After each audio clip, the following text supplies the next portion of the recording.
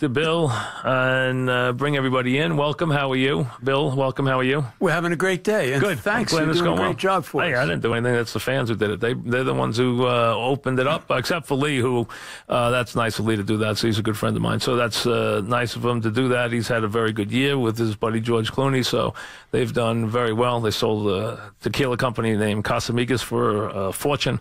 So he had a very good year. So that's very nice of him to do that. Noreen, how are you today? How's everything going? I'm doing great, Mike. How are you? Okay, so tell me what's going on with your. Has it been a good hungerthon? It's been a great hungerthon. The listeners are coming through. I think the matching gifts have made a big difference. The phones are ringing off the hook, and lots of traffic at hungerthon.org. So it's great. Great. So what's new? What do you want to tell me about this year? I think big picture-wise, the good news is the numbers are down. So we're moving in the right direction. Last year when we were here, there were 17 million children who were hungry. We are now at 13 million, still way too many. That's 1 in 6. And Why Hunger's done a great job helping connect families and kids to nutritious food all throughout the country. Is there any belief that with unemployment clearly down, I mean, it's clearly down, there's no way around it. Yes. It went down, and I'm not playing politics here because it went down. It was going down under Barack Obama. It's continued to go down under Trump. The numbers on Wall Street are astronomical. They keep going up. The businesses are expanding. Do you see any trickle down? Do you see any improvement in what's going on with your the people who you deal with? So I guess that we could say yes, there is, because when you lose millions of people off the hunger rolls, that's good. But wages are not keeping up. Right. And at food banks and soup kitchens and pantries, I know your wife is a volunteer. They're working families still, people that are working a couple jobs. A lot of them are working families. When That's a big when issue, we look at wages and the hours that people are putting in, I think we can all agree as Americans that if you're working, you should not be struggling to put food on the table and feed your family. Very true. Bill, what do you want to add? Well, one of the things that's been a breakthrough this year is for the first time now, every child in New York City will get a free lunch. Now, we've been working on that for That's the first time? Yeah. Okay, millions of New York City school children will now have universal school meals, so they're ready to learn. Oh, great. And is it good food? Yeah, big it's improved quality enormously. food. Yeah. Good, that's good. And this is something that we and lots of other groups have been working on for about 30 years. I can't tell you how many meals. How is it around how does that compare to around the country? There's a few big cities that are doing that as well. I think Chicago and Detroit. Right. We feel like if you can do it in New York, it's a big tipping point for making that happen everywhere, so families don't have to worry about kids being prepared to learn. Okay, that's good. So that's a good thing, Bill. And the big thing that we'd like to see happen is kids being fed during the summertime. There's no school meals then.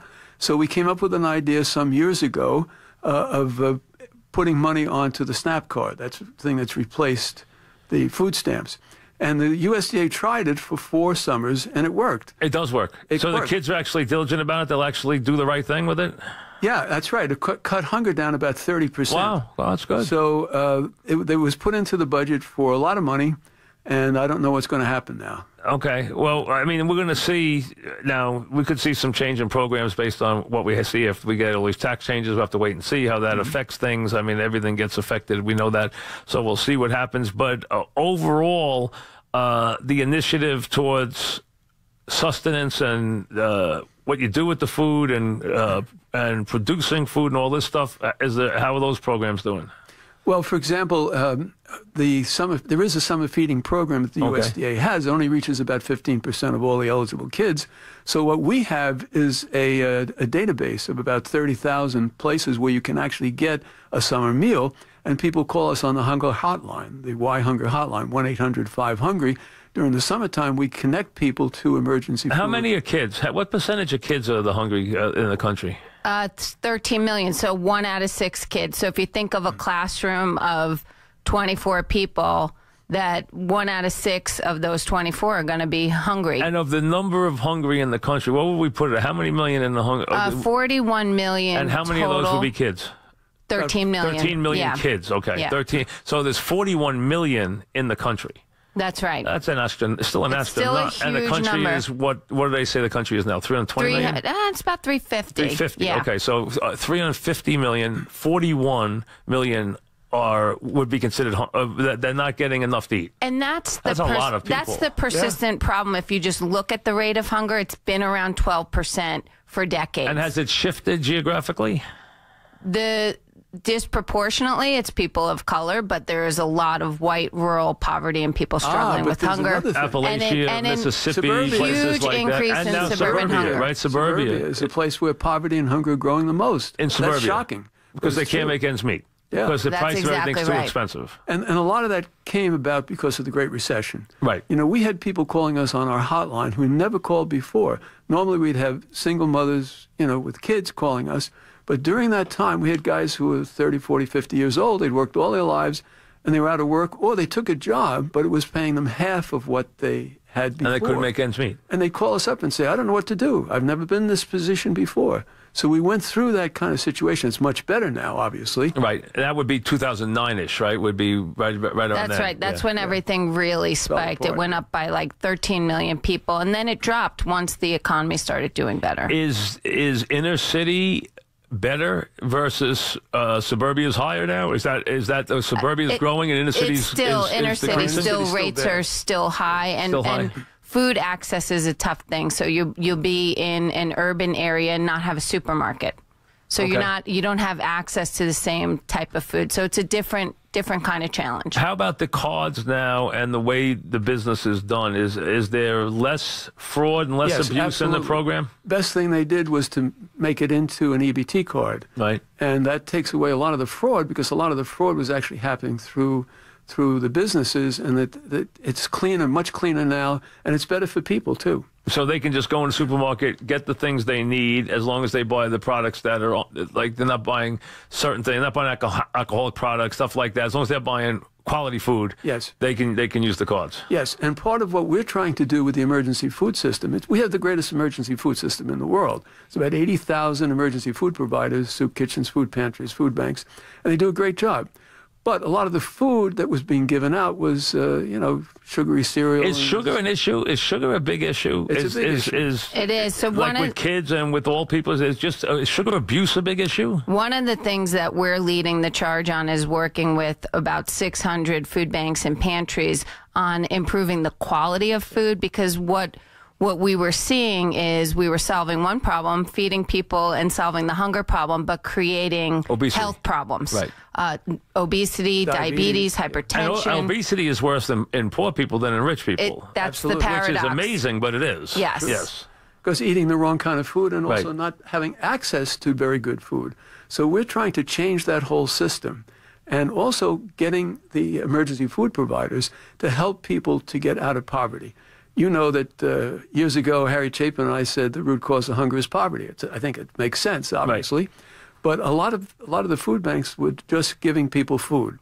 So what's happening now gradually is that more of these organizations are helping people get out of poverty by connecting them to emergency food, but also jobs and childcare and healthcare and housing and all of those kinds of things. That's a big step forward. It's not happening with everybody, but I think more and more people are saying, geez, we've been doing this for 25, 30 years and people are still coming. We've got to do something different. Has there been any change in the way food pantries or soup kitchens work? I mean, is it the same old way as it used to be? No, it's different. Are they better? How is it different? Well, one of the things is that in a lot of places, not every place, but in a lot of places, you can go shopping. They're not going to hand you a bag of food. So you go into their pantry. Yes. And take out things pasta or whatever. Yeah. You can take out items out of it rather than just taking made food. You're talking about taking cartons of food, boxes of food, things you can actually prepare yourself. Yeah, and you're doing the shopping. A lot of times people there's a cart there, and you just walk around, take the things and take what's there. So you're stocking real items rather than real food. It's not just prepared food come with a plate. You're now getting items. Absolutely, and you're also being treated with dignity. You know, instead of somebody handing you a bag, you get a chance to choose what you actually need. Interesting. And then the other thing, of course, is that when you're there, we're asking these folks to ask the why questions. Why are you there?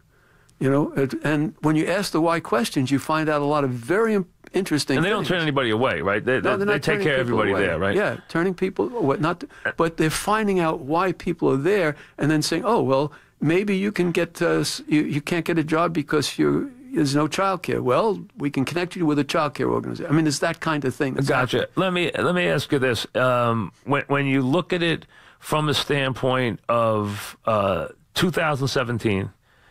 We're here, we're doing the hungerthon. You're raising money, which you guys always do, and for very good causes. You guys are experts in this field.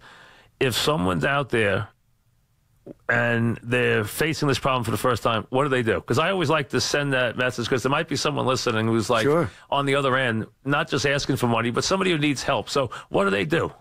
They can call us at 1-800-5HUNGRY, and anywhere in the country, we will get you connected to the most local source of emergency services. You can also go on yhunger.org/findfood. You put your zip code in, and you'll get a listing of agencies that you can go to in your community. And now you can also text your zip code to 1-800-5HUNGRY, and you'll get a listing right in your phone. Wow, so you don't even have to really talk to anybody if you don't want to. That's great. All right, because you might be embarrassed or, whatever, because it's hard for people. I mean, they're embarrassed, but that's great. You can actually just text it. And you might say, well, why do they have a phone if they don't have any food? Well, that's just the way the world works. I mean, everyone has a phone. So that's just the way it works. So you have made enormous progress in this area of how to connect people. Absolutely. And, I have to tell you, this has happened only in the last few years since Noreen has taken over. Well, Noreen's modernized, I guess. I think she's modernized. Well, that's it, because she's younger, so she knows all the tricks of the trade. Stuff that I didn't know. Hey, listen, you already going to heaven. You already did all your work. I mean, you guys have been putting this together forever. So you've been dealing with this from the days of Harry Chapman himself. So for a very, very long time, and it has. You've obviously done an amazing job with this. Now, tell me what else we need to know that we don't know on this Thanksgiving. I know everyone at Thanksgiving is interested, and the rest of the year it's hard to get people interested. So what do you want them to know as they're listening to this today? Hunger's a 365-day-a-year problem. So it's great to have all this awareness. And, Mike, for you to give this platform and for your fans to listen and allow us to help those seniors, veterans, and children. This takes us a long way throughout the year, but we need people involved over the course of the year. You can volunteer at your local soup kitchen or pantry or urban farm. We work with a lot of great places right here in New York City that are growing food, vegetables, fruits, people with chickens laying eggs and creating this abundance in whether it's the Bronx or Far Rockaway, Queens.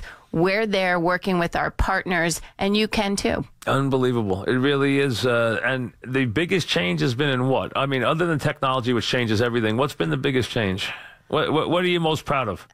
I think it's getting people to recognize that the answer is not simply feeding people. It's helping people. It's helping people. You have to go beyond that and helping lifting them up to turn their lives around. Right, to get them to get back to sustenance if you can. Basically, being able to take care of themselves is really what the idea is, right? Yeah, absolutely. And that's where the change is happening in these communities, working on these real empowerment programs. So we're building the movement for that change with our thousands of grassroots partners that we have. And that's what makes me really hopeful. And the money that we raise today that you ask people for, where does that go directly? That helps Why Hunger run the hotline. It helps us to invest in our grassroots partners and carry this work forth across the entire year. All right, the number is 1-800-5HUNGRY, 1-800-548-6479, hungerthon.org/WFAN. Since this is my last one of these, my friend Lee Einslider has donated where he will match to 50% any donation that's made during the show, and we've had they tell me a record number of donations. Is it a record today, Bill? Today during the show, is that true? Yes. Okay, so we've had a record number of donations made today, and you can still do that right up to 6:30. Then you have all the auction items that are still open, and some of them will remain open for many days to come. Some are open for a while tonight, so you can get to those too. So do that too at hungerthon.org/WFAN. I'll go through them again before I say goodbye. So we have all that, but again, just any donation you can make, $1, $2, $3. It all adds up, and every bit of it helps and goes to a very good cause on this Thanksgiving holiday where everyone goes out and they all take these.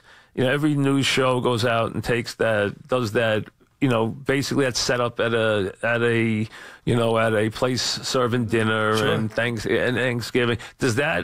Is that good for business, or does it offend you that they only show up once a year or on Christmas and Thanksgiving? It's such a mixed bag, right? Because you never want to turn anyone away. What we try to do is just educate them. Like, this is a really busy time. We have a lot of volunteers. Pick another day that would be different, and where your contribution will be just as meaningful. Like my mother-in-law, Mrs. Met, who has worked at the food pantry for as long as I know her. So even before I ever knew her. So she's been there probably 30 years or more, longer than that. And when we had this event at Tiller Center, and we had a thing afterwards for the family, she took all the extra stuff in boxes. Everyone carried it out to her car. Fabulous. That she took to the soup kitchen the next day. Everything on the table was packed up, put in her car, and taken to the soup kitchen the next day. Many blessings. Everything from the Tiller Center went right there into the boxes, right there. And that's always the case with her. She takes everything right to the soup kitchen. We want to thank all the folks who are listening who actually have been doing this. I know that you have a lot of listeners who actually do this stuff, and they're very good. They respond very well. I have to give them a lot of credit. First of all, they're very loyal to me over all these years. Secondly, they're very good, and has always been the case. Whenever we've asked them, we try not to ask them too much, but whenever we've asked them, they respond very well. They're a very good audience in responding. They have a very good heart. They really do. They've been great in that area. Through the years, that has always been the case. Everyone's raved about the listeners to the show, that they have always been very generous in their donations. So, and not just guys like Lee, who obviously have gone way beyond what anyone could expect, but everybody. They've done a great job. They really have. So I thank them for that. Yes. We want to thank you. Don't thank me. I don't deserve any help. I feel I'm embarrassed by that, because I didn't do anything except do my show. I mean, but that's a big deal. You guys, this is your labor of love. You guys put time into it. I come in and interview you. I don't really do anything, so I don't really need any thanks, really. But I appreciate it. We want to keep the relationship going. You've been our friend for many years, and who knows what we'll do next. I'm glad that I can help you in any way. So I'm glad you've done as well as you have, and you've turned the day-to-day over to very capable hands. You bet. Yes, so you're doing a great job. What's your message you want to tell everybody? Noreen, what do you want to tell everybody? Keep on keeping on. This has been a great hungerthon. We are here for the long haul. We count on the listeners. It's Thanksgiving. There still is a vast amount of hunger in America, and you can make a difference. Bill, you've been the face of this for a long time, so go ahead. No, I was just going to say, there's about 130 items still up there for auction. You go to CharityBuzz/hungerthon, and you can find these things. If you did well this year, you might find a great item that you can give as a holiday gift, whatever it is. But the other thing we say on the other end of the spectrum is no gift is too small. Absolutely. So both ways. Well, thank you. Happy Thanksgiving to you guys. I'm glad it was a good day. We thank you, and thanks for coming in to say hello. And now you got to get back to work. You still got some work to do. Thanks very much. Happy Thanksgiving. Thank you. Happy Thanksgiving to you. Back after this.